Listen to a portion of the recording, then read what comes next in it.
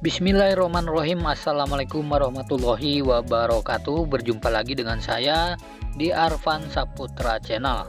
Nah, channel yang membahas sharing tentang BLT atau bansos ya. Nah, pada kesempatan hari ini saya akan memberikan informasi terkait pencairan BPNT atau kartu sembako. Nah, di sini ada informasi penting ya untuk pemilik kartu ATM KKS Merah Putih Sembako atau BPNT. Nah, kira-kira bantuan BPNT atau sembako tahun 2023 ini cair double atau tidak ya?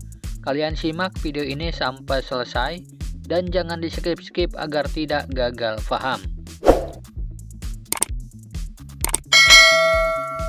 Nah, oke teman-teman, perlu diketahui ya untuk para KPM BPNT semuanya dimanapun kalian berada, mohon tetap bersabar. Sebab bantuan BPNT itu sama dengan bantuan PKH, penyalurannya itu secara bertahap ya, dan tidak serentak semua daerah berbarengan cairnya. Jadi setiap daerah itu berbeda-beda dan tergantung nama kalian apakah masuk ke dalam SP2D atau tidaknya. Nah, selama nama kalian belum masuk ke dalam data bayar, maka dipastikan belum bisa cair.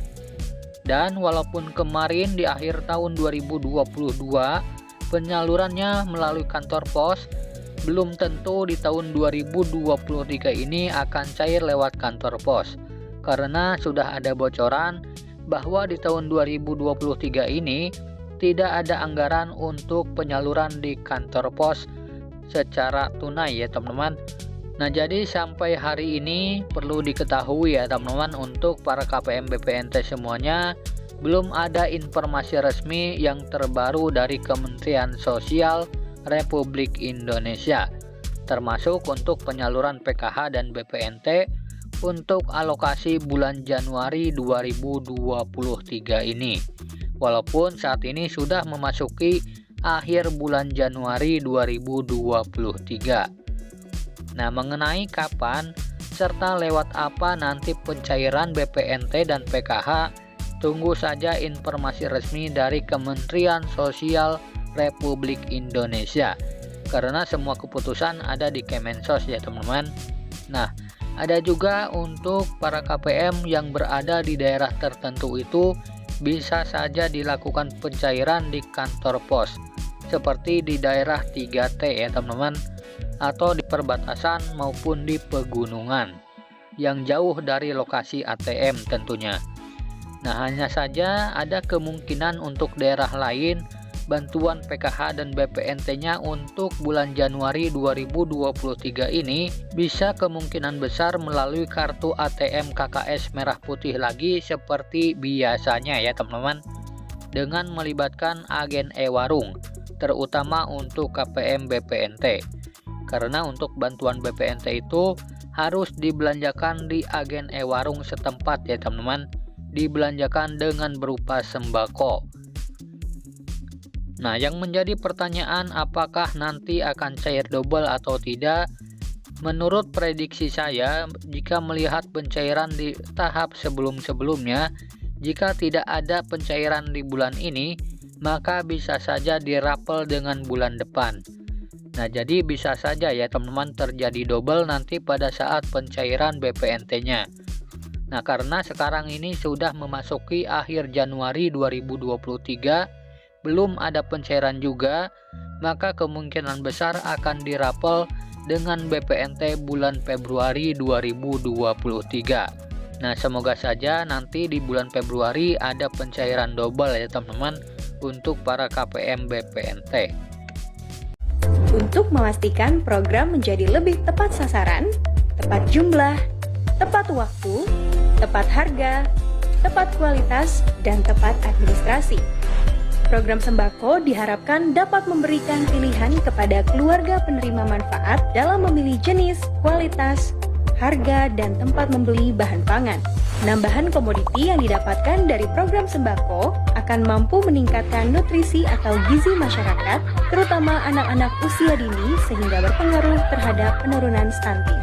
Keluarga penerima manfaat program sembako adalah keluarga dengan kondisi sosial ekonomi terendah yang namanya terdaftar di Data Terpadu Kesejahteraan Sosial atau DTKS. Untuk program sembako, Kartu Keluarga Sejahtera atau KKS berfungsi sebagai alat transaksi, jadi wajib dibawa oleh para keluarga penerima manfaat ketika ingin mencairkan bantuan untuk mendapatkan bahan pangan.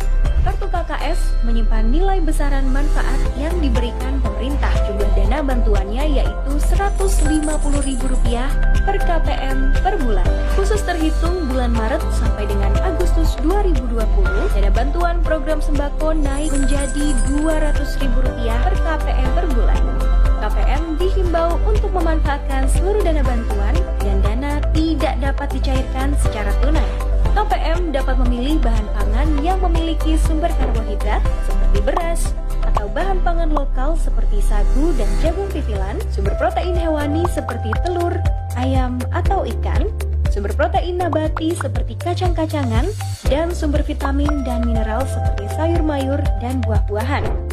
Dan komoditi tambahan harus menggunakan bahan pangan lokal untuk mengembangkan ekonomi masyarakat sekitar. Untuk mekanisme pemanfaatan dana bantuan, KPM hanya perlu datang ke e-warung terdekat, cek kuota dana bantuan, pilih jenis bahan pangan, bayar pada mesin EDC, dan menerima produk yang dipilih.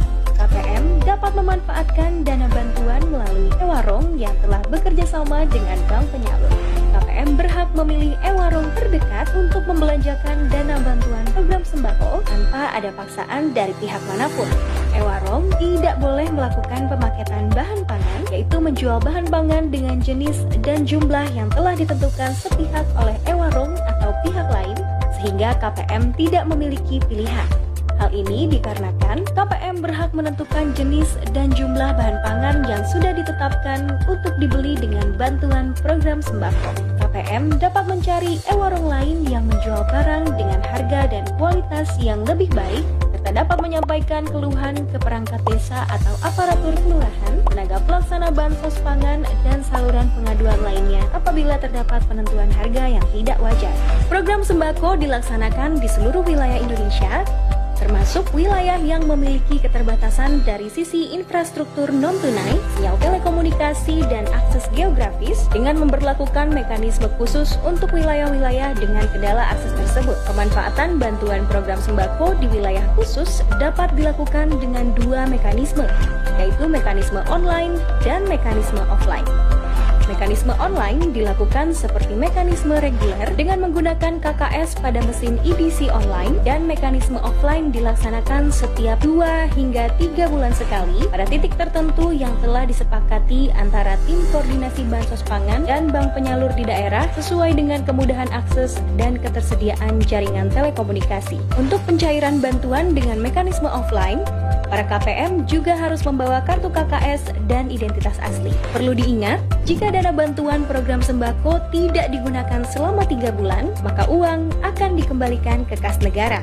Untuk itu, keluarga penerima manfaat diharapkan dapat menggunakan bantuan sembako dengan bijak ya. Program sembako menuju Indonesia sejahtera.